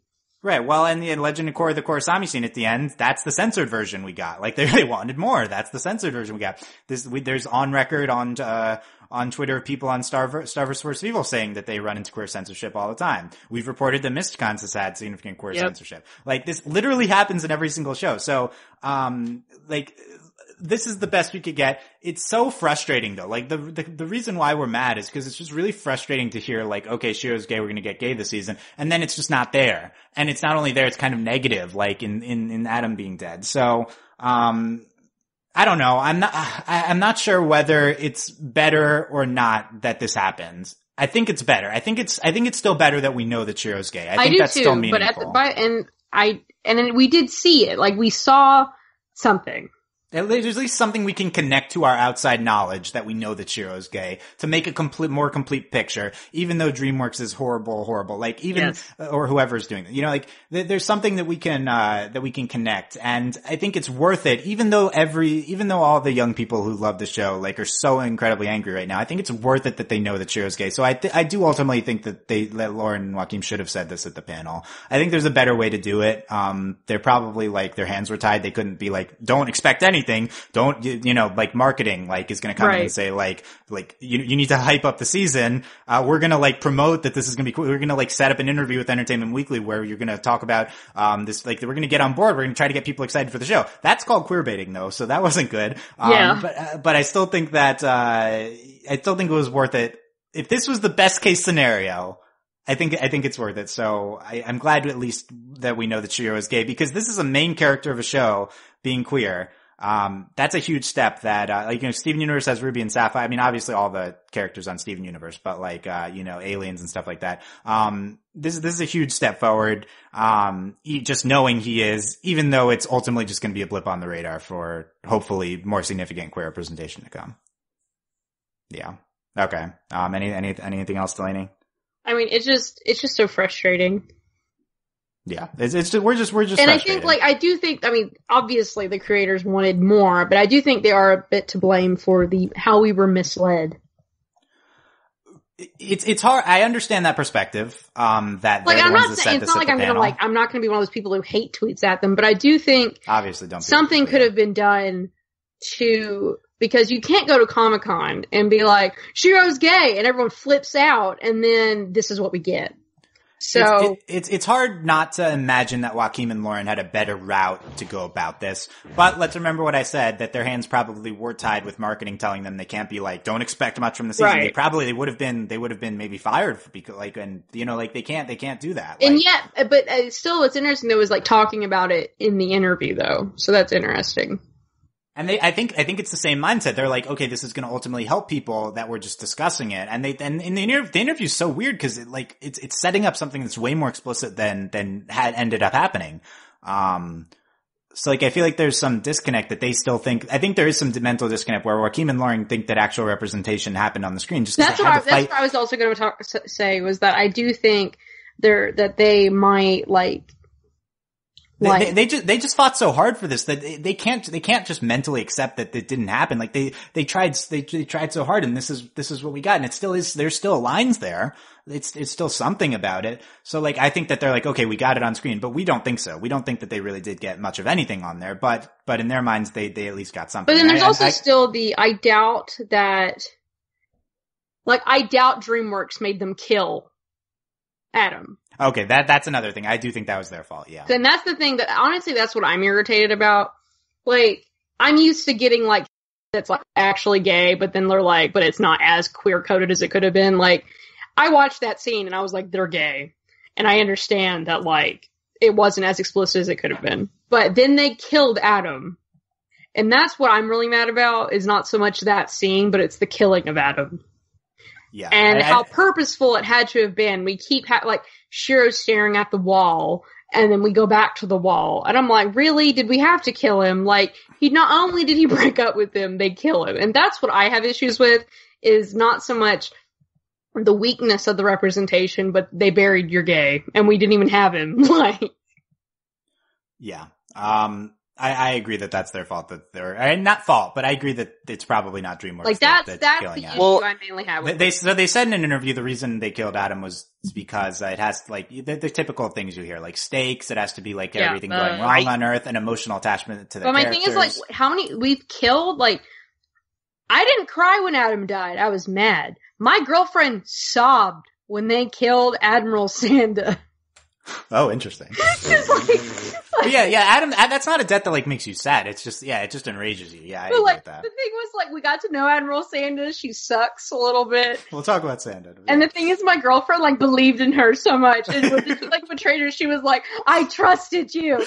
And then she dies, and I look over, my girlfriend is crying at Admiral Sanda. And of course I was like, wow. And she was like, shut up. But that, there's, it's it was for the stakes. It's you know how many people we've killed in Voltron, and you had to kill Adam?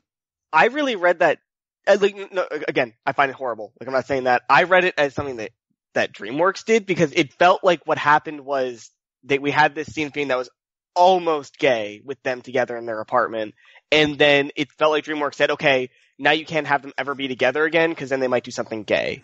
That's what it felt like to me. I don't know. I doubt DreamWorks made them kill Adam. I'm really, really doubt. Yeah, I mean, that's yeah. It might have. What it might have been is DreamWorks said you have to do something to make sure Adam and Shiro never meet up again, and they only could think of killing him, and that's not good. I'm just saying that's how I read it. Right, and there might have been outside influence. I do think that's probably possible, and if it's true, we would never know. Yeah, that's why I'm being careful, because it's all conjecture. They wouldn't be allowed to say it. Yeah, yeah. I don't, it's the whole thing is frustrating. That's I don't, personally, like, the fridging isn't as important. Like, I don't care if we end up happily ever after, if we, like, if there's actually stuff on the screen in the present. Like, that's what I care about. Well, for me, it's like the combination of, like, it's not that great, and then they kill him. Like, yeah, it's also, really it is also different. As a queer woman, they kill lesbians all the time. So every time they kill a gay person, I'm like, really? I understand Shiro was not a lesbian, obviously, but that's what, like, it is, like, you do react differently to different things. Yeah, it's definitely a female queer trope more so, and totally understand that perspective. And yeah, I mean, that's a ton of people are, I feel like, reacting the same way. And my friend's in Iceland, and like, she can't watch it. And like, I'm not ready for her to come home and like have this happen. Just be like, brace yourself, don't. Yeah, I'm gonna be like, honey, it's gonna be okay. Prepare for nothing. Iceland, it's random. Okay. Any final comments on this? We've fairly extensively talked about it. Yeah. Not thrilled. To say the least. Refer to our previous, whatever minutes of discussion that was. Let's power through the rest of the season. We even talked about rapid fire. So we're done with episode 1. Episode 2, The Road Home. I like the which animals go in which line. I thought that was very funny. That was so good. I really like they made it like that old riddle with like, it was good. In the hay. It was so good. Yeah. And then just a lot of space. Also, Lance, like, dude, who let you pick? Like, oh my god. And then my Lance they were like, who does Pidge have? It's just like video game. That was good. It was good. The way forward, we talked about this episode a little bit with Ezra and Zethrid. That was the highlight for me. Yes. My reaction was when we learned that, this is a surprise that they've been gone for 3 years. And 3 decathebes. By the way, I don't know what a decathebe is, and the show didn't tell me for like 5 minutes. I was literally like, oh my god, it's been like 1,000 years, everyone's dead. And they're like, it's been 3 years. And I was like, oh. Why would you just not say years? Like, because it's space, Dylan. but you can't say it. We didn't know for a long time how long they were gone. Look, go buy a space calendar. It'll help. Space calendar. I know it ticks. And then they lampshade it the rest of the season. Yeah. Oh, yeah. So I was very confused what was happening this episode because I'm like, okay, the generals have shifted loyalties so much. Oh, you really? Like what is this, did I just forget that like Aksha broke up with them and that they were like in charge of a ship? I might have just forgotten. But then at the end of the episode, it's like, no, it's been 3 years. You should have been confused. I didn't know I was supposed to be confused watching that episode. You were supposed to be confused. I got it like immediately. I got it immediately upon the time, like when we saw, what's her name? Zethrid's eye was messed up. I'm like, oh, there's been a time skip. And because like they prepped us for us last season too when Keith had that little time distortion and we had that giant explosion. It's a common trope in sci-fi for explosions to have time dilation stuff they're big enough. Are you implying I remembered any of that? But even though you it's love only like 2 months ago. Time dilation stuff, Dylan. You talked about this. Yeah, I should have theorized about this. But yeah, that was very funny. I was also the reveal was actually a reveal to me because it was like, oh, okay, with 3 years, so like, is everybody older now? Like, that whole discussion went through my head. Now they're young. They're still the same age they were. Yep. Yeah. I think it's supposed to be a reveil. Yeah. So no, it was a reveal. Like I understood something was wrong, and then when they like, because I knew they put it in there and you figure it out. For me, it was more the reveal of how long it had been. Like I didn't figure it out immediately, but then like that's 3 years is a long time. Yeah. Yes. So yeah, it is. But yeah, I love Ezra and Zethrid are warlords. They're pirate gay warlords now. Where's our spin-off show with them before they die? Like, low-key, I think this is like maybe one of the biggest mistakes of this season. Like, I think it would have been much more interesting to see the Galra like fight each other. That would have been a much more interesting conflict than whatever we got with Sendak later in the season. It would have been cool seeing Zethrid and Azor like fight together to take control of this little contingent of Galras while Hagar was fighting other people. Probably would have been more interesting to watch. So staying back on Galra politics like last season. But those are better than what we got this season. Exactly. Well, for me, it was like, I don't think it really like landed really well that Voltron had been gone for 3 years. Cause like, for us, we're just like, oh, we've just been in space. We're just doing stuff. And then like, I didn't, like, the whole, like, being gone for 3 years, like, I don't think, like, Voltron's been gone, like, I didn't care. Like, so, I wasn't gone, like, I don't think that landed very well. The bigger issue is that we learned that they were gone for a few years, then we immediately went somewhere, Earth, where it didn't matter. Because it would have been interesting. Because Earth's like, what's Voltron? Well, yeah, no, Earth we came to, they were already gone from Earth for a while already. So it didn't really matter that they were gone a little longer. So if we had stayed in the Galvarin controlled space, we would have seen the effects of this 3-year time jump, but we immediately left. When, like, we were like, what happened to this base when they went to the Blade of Marmora? And I was, the ruins and there could have been interesting things they could have done, but they just kind of went to the one place in the universe that it wouldn't matter. Yeah, where it didn't matter. This is, I think it's just another instance of us skipping over the actually interesting parts of the story. Just like the last 2 minutes of the season, the power vacuum, which to my knowledge still exists. That's what it was framed but it's really unclear. Like we're caught up with like, oh, Sendak, he's like, what happened with Sendak? Is he still with Hagar? Like we kind of still don't know, but all that's like new information because of this time skip. I would have been much more interested in any of that stuff that we've talked about here. The feud. Okay, this is the one we're gonna have to stop on for a little bit because best episode of the season. It is best episode of the season. No. Yes. It's the only one that is memorable. Like all the other episodes, they blend into each other. The feud is unique. The feud is absurd. The feud, it actually uses stuff from previous seasons. It's funny. So like the feud is the only episode that succeeds as being a piece of entertainment in this season. So for me, my favorite episode is the feud. So I think the feud is this show's attempt at Ember Island players. It also from Avatar, and I believe that Tim Hedrick left the show in the middle of this season. And no, I saw that tweet and I was like, this is bad. Yeah, he wanted to write Ember Island players before he left, and it's definitely the most self-aware meta episode of the show. We've had other dumb silly episodes like Voltron Show and stuff like that, and like Space Mall, but this is like the most meta version of that. It's so good. What's your favorite part, Andy? I think my favorite part was the part where they tried to name the side characters, where Lance had to just sit there and be shown characters that we all, as audience members, look at and say, I have no idea who that is, but I know they existed in the show at some point. Like the best one was when they showed, I forget his name, because that's the point of this gag, the guy in the Blade of Almora with his helmet still on, and Lance is like, who is that? That's just the guy from the Blade of Almora. Lady. Yeah. And Keith like points to his blade like, oh, is he supposed to just say Blade of Malmora? And they're like, oh no, you're actually supposed to give the name of that specific person from the Blade of Malmora. How is that And possible? It wasn't even Colavan. Like, it was like... No, it was just Colovan's assistant. Yeah, so this is the most successful part of the episode for me, is the naming of the minor characters. And like, how is Bebo B not the favorite part? Like, that's my favorite part of the episode. Well, I don't like Voltron. No, it's him going like him guessing, and it's just like and it's just variations on B and Bo. It was really good. I liked it. Yeah, it was but to me, this is like Voltron is almost never self-aware, but this gag is so aware of this podcast. Like we always talk about forgetting characters' names, and this is a whole gag about how there's too many side characters and they're unmemorable. And the Blade of Malmur, it's like, which one is that? And even just the guy that's with the girl that Lance hit on originally. Like, we don't know any of those people. I think like it is one notch short of being really incredible because like Delaney said, it's almost the show's almost not aware of that this applies even further up the chain than they think. Like, I don't remember Colavan either. You could have just had him instead of his general. Like that, you could have had bigger characters. Like these are very minor people. And, of course we don't remember they are, but I also don't remember the major secondary characters either because they all have absurd names and there's too many of them. They just showed Eddie of Lotor's generals here. You could have done that too. I fought her. I have no idea who that is.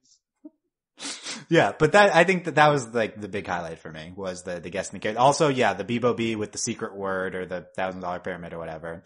We had a Zarkon, Hagar, and Lotor playing. That was where I went, what the heck is this episode? Yeah. Like, Zarkon is just like acting like a normal Family Feud dad sort of thing. Like, oh, you know the family. Blah. It was so weird.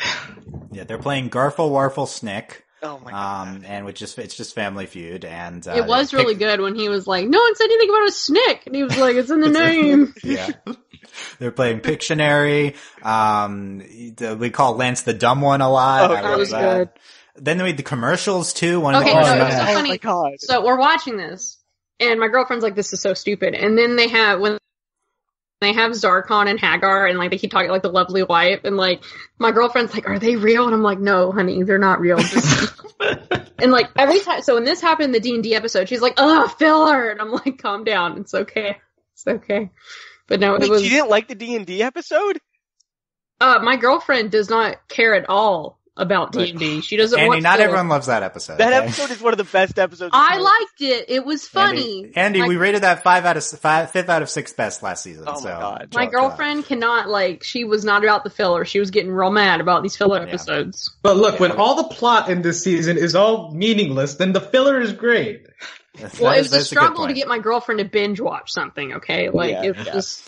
Yeah, just related to this season, I think. Okay, the commercials, we'd wanted them at a free Kaltenecker. Yeah, yep. And then second commercial. He did the MC Hammer dance with his pants. It was Also, great. the commercials were funny, but it was also like, I can't understand anything you're saying. I mean, that's It's kind kind of of the point. nonsense. But yeah, the first one's the guy from Space Mall, but then the second one is Repit Sal's. That was good.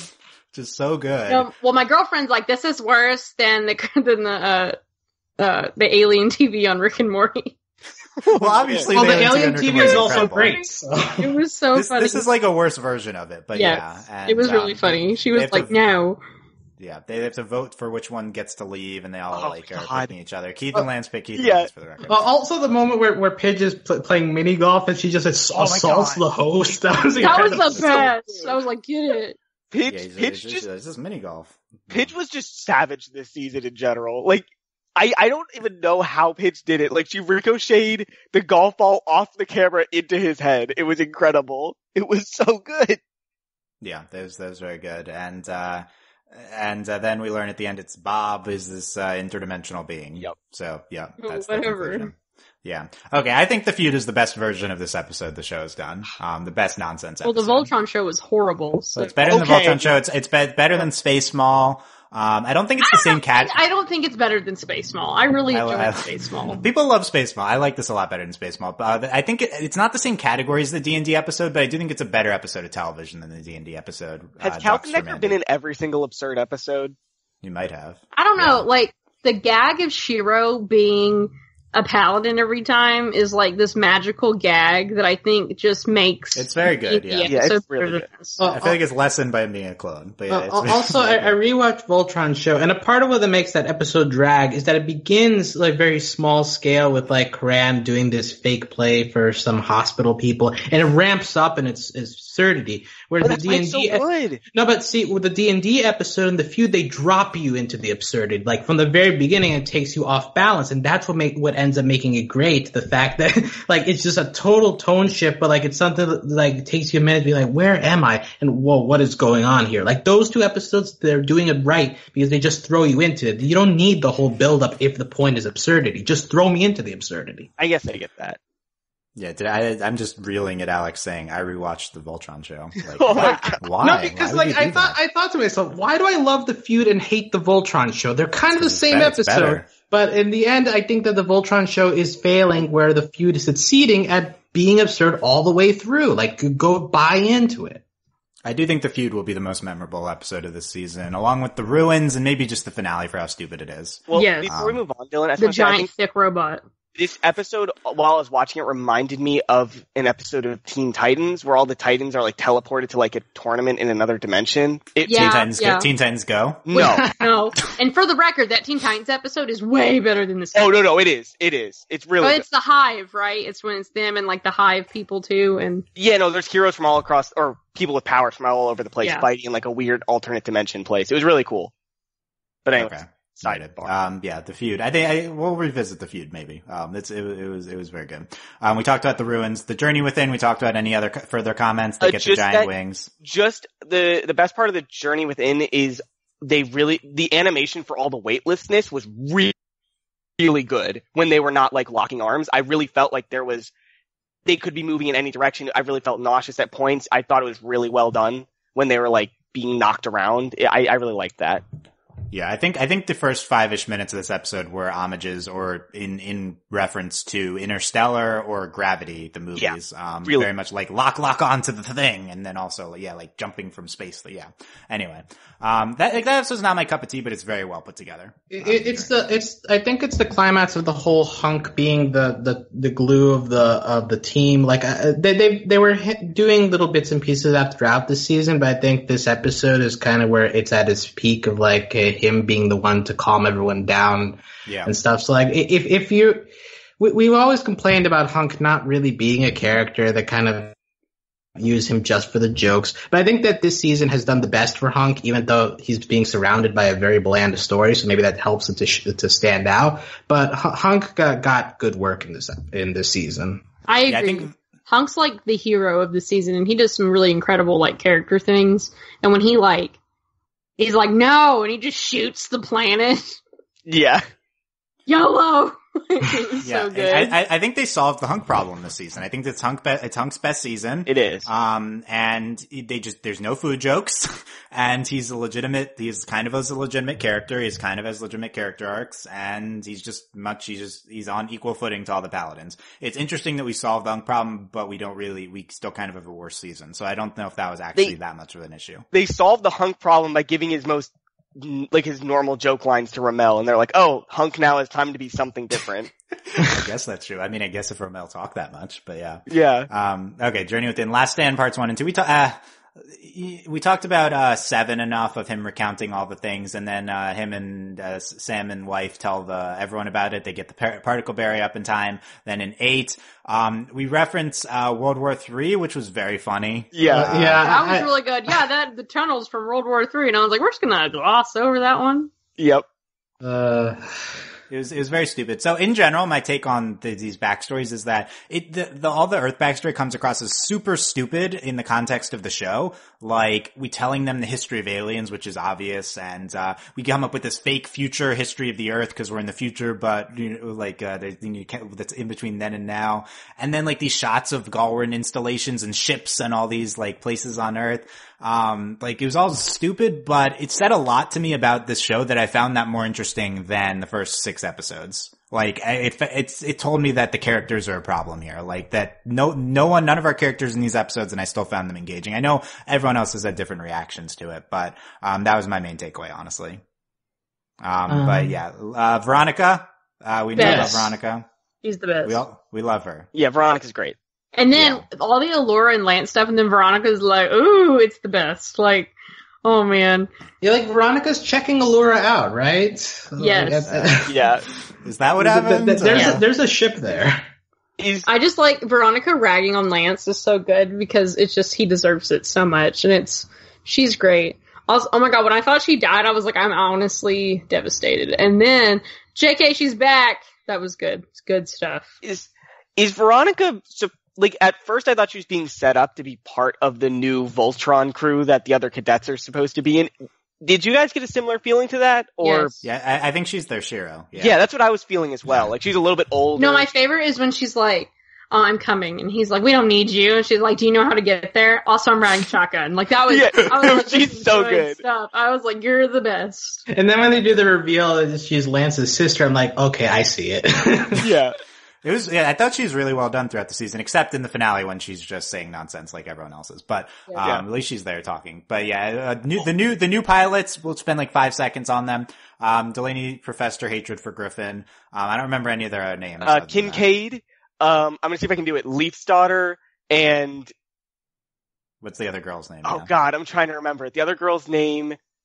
Yeah, Kincaid. So Kincaid didn't do that much. Rizavi? Is it a Rizavi? Oh, I think you're right.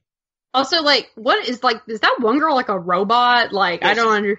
That was Leith's daughter. Leith's daughter, she's my favorite. Alex and I talked about this. There's one scene where she's like, what do you see? It's like, oh, it's clear size. Yeah, that was good. That was good. I liked that a lot. She's supposed to be Pidge. She's the Pidge of the new Voltron. Yeah, she's great. I'm kind of shipping her with Griffin. That's my take. No one should be with Griffin. She's kind of that reminded me of Mako writing the letter to Korra. Like her. Oh, by the way, apparently Mako is in the background of 7 and 8. like actual Mako, like the character from Korra, is just kind of standing there at one point. I didn't see him, but I've seen pictures. Yep. I don't get the point of the new pilots. We'll see what we do with them. And we keep having the thrusters and it's like, I don't care. Get in your ship, fly off. I don't care. They like we're going to talk about episodes 9 to 12 being all the same, but in each of those episodes, they have a minor subplot of them doing something completely unimportant relative to everyone else. Like they have to blow up the place where the whatever's like came from were built, and like who cares about that? That's like irrelevant compared to everything else that's happening in space. Well, it's necessary to the whole plan that Sam and the people have constructed, but like at the same time, knowing the characters hasn't really helped my caring for the story. Yeah. Because they don't do enough to build up those characters anyway. But like I just like Veronica. I don't like literally. They're like, here's Griffin. He was mean to Keith. Don't like him. JK, he's here now. No, I don't like him. Go away. And none of the characters are interesting. Like they look cool, but they don't do anything.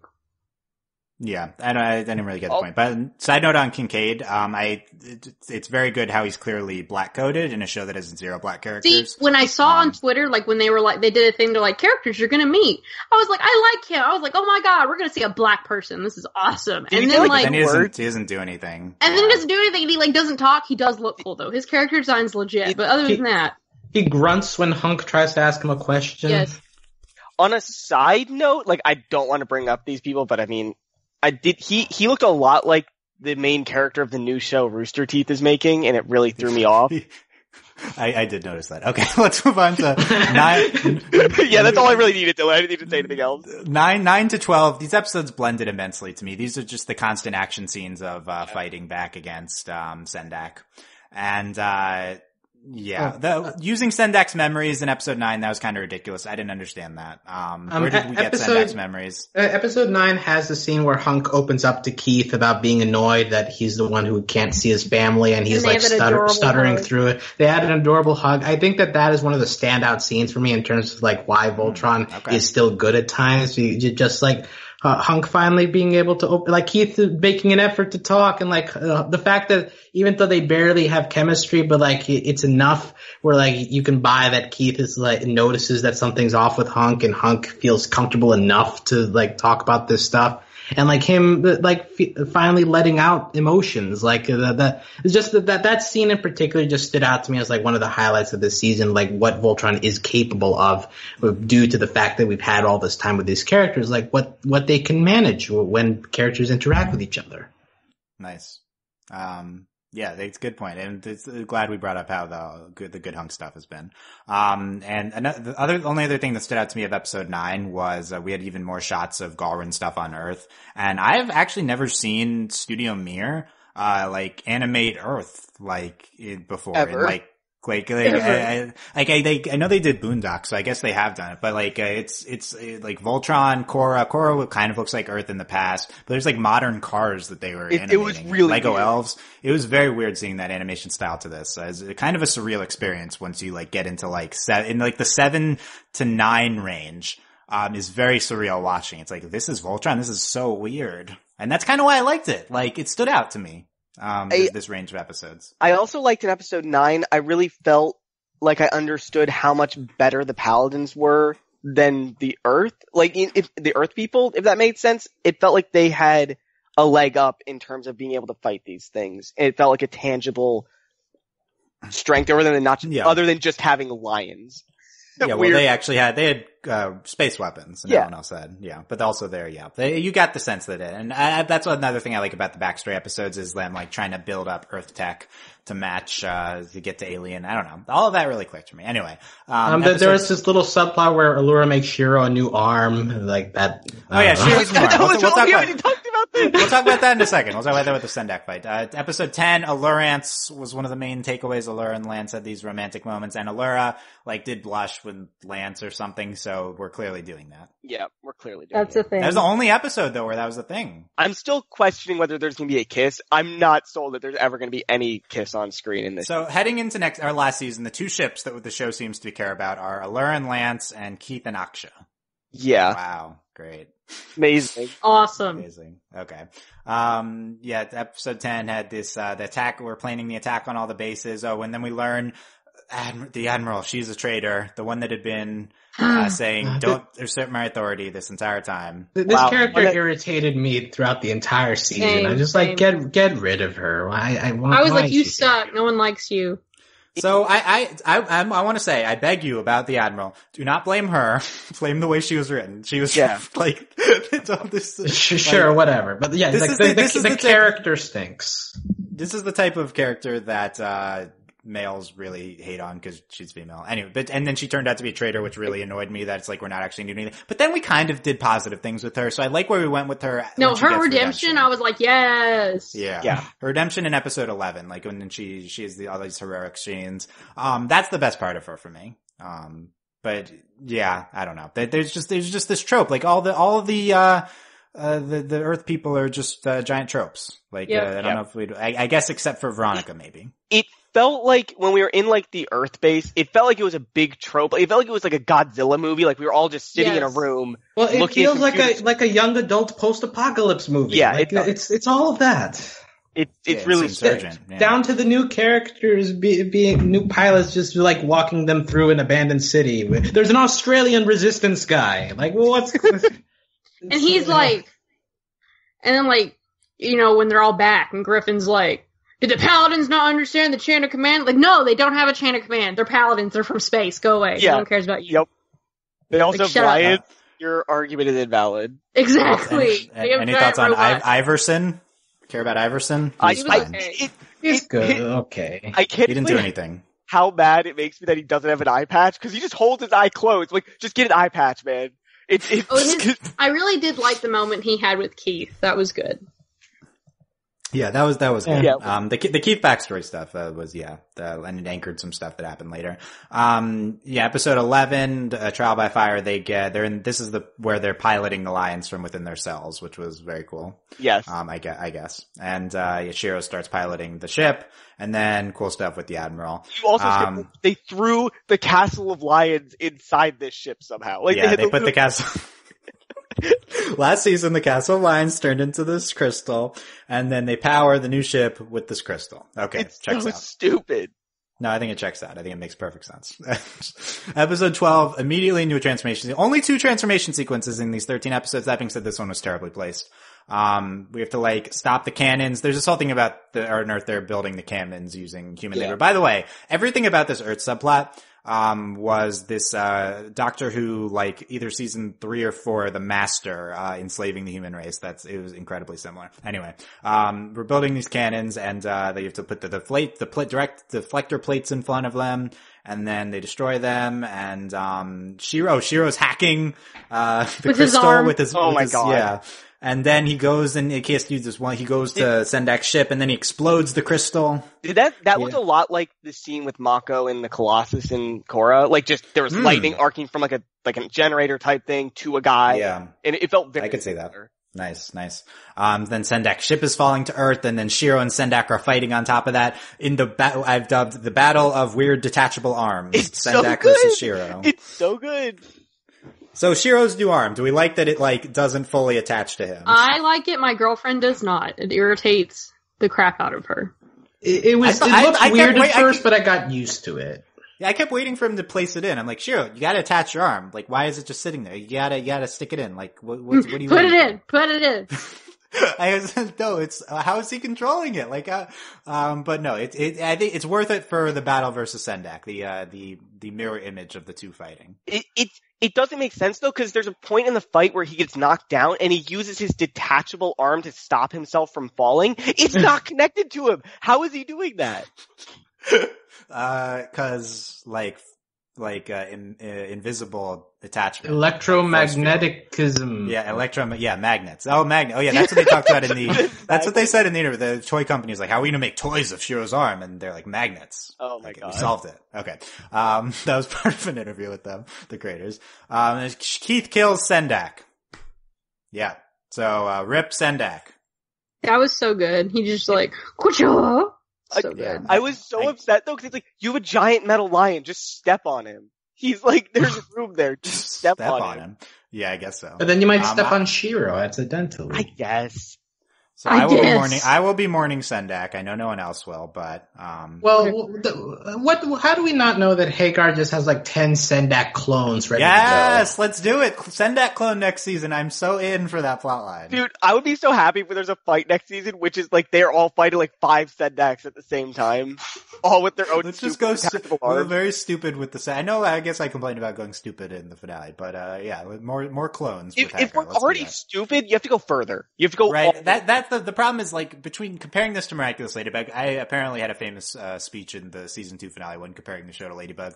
Ladybug's fun. The show isn't fun. I still think that's true. But the bigger thing here is that this show is ridiculous and it's not aware that it's being ridiculous. Ladybug is incredible because it's ridiculous and it like knows it and it flaunts it. It's like its purpose. It is meant to be ridiculous. Yeah, it's like the writing to be stupid, and this show is stupid, but it doesn't really get that. It doesn't roll with it. It doesn't go all the way.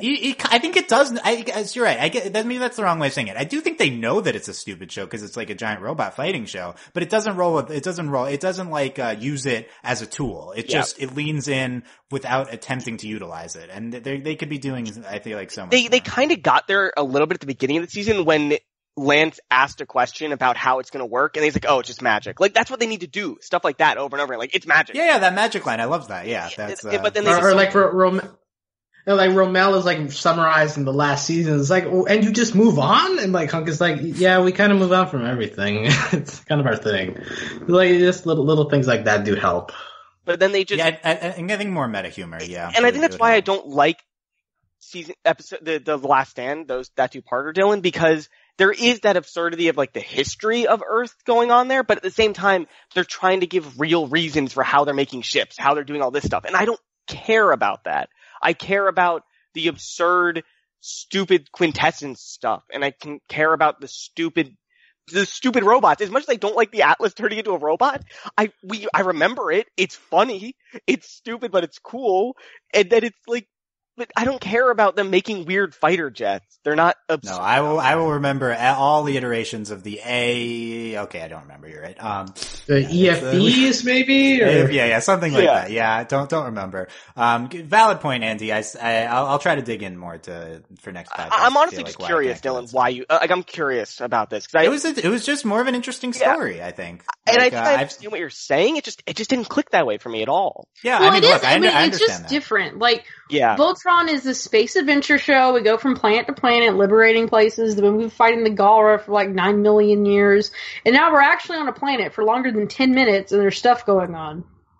Is it weird if I compare it to like reading a book? Because it kind of, the Last Stand kind of feels like reading a book. Like, no, like it was straight backstory, Yeah, it's like stuff that I don't really care about watching on screen, but hearing the dialogue, like hearing someone explain things to people, like that's an interesting concept, but it's just, they don't really do anything on screen to make it interesting. So it's almost as if it would have worked better as something in a script than it does on a show. Yeah, I mean, I think it's a valid take. For me, I connect with it more, but I will say I do think probably 5 is the best quote unquote episode. Okay, I think that's, we talked about 13 enough. Delaney, anything we didn't talk about? Final thoughts on Voltron season 7? I think Voltron season 7 missed on a lot of places. It wasn't like the worst thing ever. But I certainly didn't enjoy it as much as I did season 6 because I did have to binge season 6 into season 7. I really preferred the tail end. Though I do think there were some good character moment. Like what we've done with Keith in this series has just been incredible. And Hunk really shined in this season, which I think has been great. But I really hope we kind of kick things into gear for season 8 because man, we missed the mark on a lot of this stuff. And I definitely, like you said at the beginning, that this really was a step back. Like, I felt like I was watching season 1 again, which is not the best. But I do still love Voltron, and I did enjoy watching most of the season. And I don't ever want to think about the Family Feud episode ever again. What? That's Delaney's main takeaway. Yeah, season 8, final season of Voltron, 13 episodes, final season coming soon. We'll see when. Andy, final thoughts here. Well, I have bad news for Delaney because my final thoughts are about the Family. No, I'm bye. Goodbye. Bye. I mean, like, honestly, I just wanted to mention one joke from the episode. I really liked, I really liked Keith picking Lance and just saying, I just don't want to be stuck here with him forever. And it was just, I don't know, the way he said it is just so funny. And Lance going like, oh, I love you too, man. And then he's like, wait. Yes. For the record, it was really cute when they all did that, because they were so, like, they're idiots. Like, that was Keith and Lance picked each other. Yeah. Lance, yes. Lance will always be real. But I would just like to say that I think Pidge was the most stupid one. I'm sorry, Hunk. She picked the worst person to save of all of them there. We're trying to be nice to Hunk right now. We're talking about it's the best season. Get along with anyone. That was adorable. It was adorable. Also, Pidge and Hank have the best bromance. Can we talk about all season? Their bromance has been incredible. It is. Yeah. Okay. So Andy hates Hunk. Noted. No. I'm just saying she could have picked a princess. She could have picked the Black Paladin. She could have picked herself, like the smartest person. Yeah, she should have. Really, they all should have picked Pidge. I mean, come on. Yeah, let's be real. Let's be real. Okay, Alex, final thoughts. Beep bop, beep beep beep bop, bop beep beep beep beep bop, bop beep. Okay, get out of here. Get out of here. Okay. I think that's your final thoughts. Yeah. That's all I got here.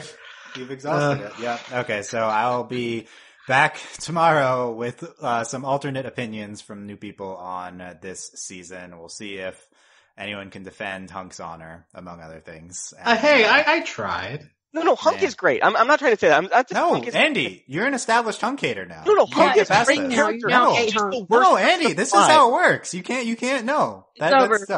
It's over. Okay.